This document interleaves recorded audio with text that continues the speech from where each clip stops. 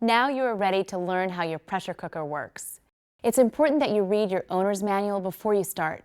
It will make this tutorial easy to follow.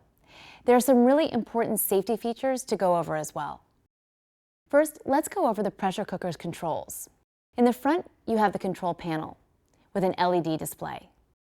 The LED display will be green, letting you know it's ready to go. You will see that on the top left, we have the cook button. Select the cook mode, and after a few seconds, the LED will turn red and remain red during the cooking process. The cook setting has a default time of 15 minutes and 40 kPa. kPa is simply a way of measuring pressure. Now let's say you have a recipe that calls for a pressure setting of 60 kPa and a cook time of 7 minutes. First, you must push the pressure adjust button and set the desired pressure. It does not go backwards, just cycle through to the desired pressure.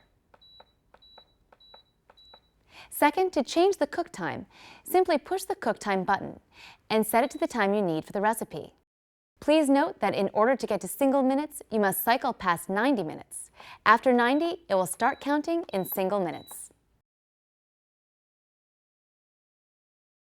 The delay time button is used to delay the start time for when you want to have your meal ready for you when you get home. For example, this is great for frozen tomato sauce with meatballs. I put the frozen sauce in my pressure cooker before I go to work, and when I get home, it's ready to eat. You can delay any cooking mode, but this feature can only be activated when selected within 8 seconds of setting the cooking mode or before the LED turns red. So, if I want my tomato sauce to start cooking in 5 hours, I'll push cook, then push the delay time right away and set it for 5 hours. As you can see, it will start cooking in 5 hours for our default time of 15 minutes. The delay time feature gives you the option of delaying the cooking process for 4 to 12 hours.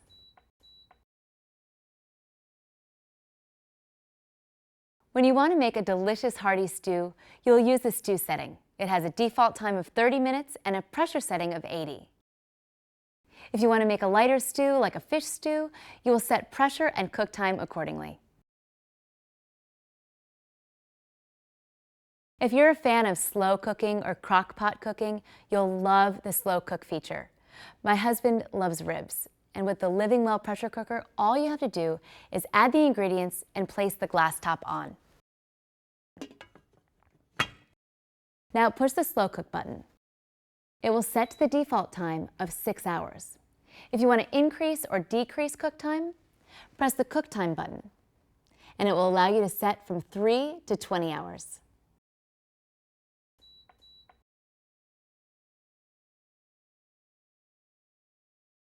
If you want to steam veggies, seafood, or a variety of other foods, use the steam canning button.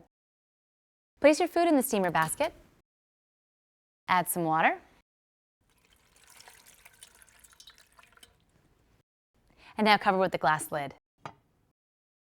Now press the steam canning button and it will default to 30 minutes. Adjust your cooking time accordingly. Now if you want to can fruits or veggies, just take your jars and put them on the steam rack.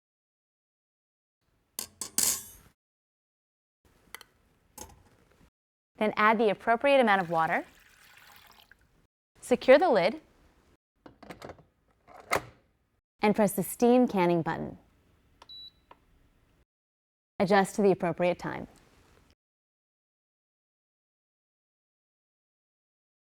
The brown button adds heat without pressure, so you can sear or sauté meats and vegetables.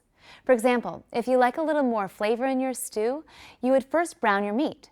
Push the brown button, and there is a default time of 30 minutes. To change the default time, hit the cook time button and set to desired time.